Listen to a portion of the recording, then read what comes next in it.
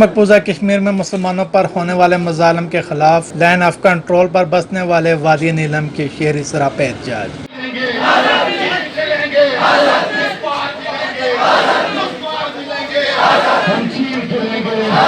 District headquarter 8 मकाम में आज रैली निकाली जा रही है। रैली में शहरियों की किसी तादाद मौजूद है। रैली शरका का कहना है कि मकबूजा कश्मीर में भारतीय मजालम और आर्टिकल 35A-370 के खात्मे से मकबूजा कश्मीर की खसूसी हैसियत को खत्म करने की साजिश की गई है। हम भारतीय इनको नहीं मानते। शरका रैली ने मकबूजा कश्मीर के मुसलमानों के हक और भारत के खिलाफ शदीद नाराबाजी की।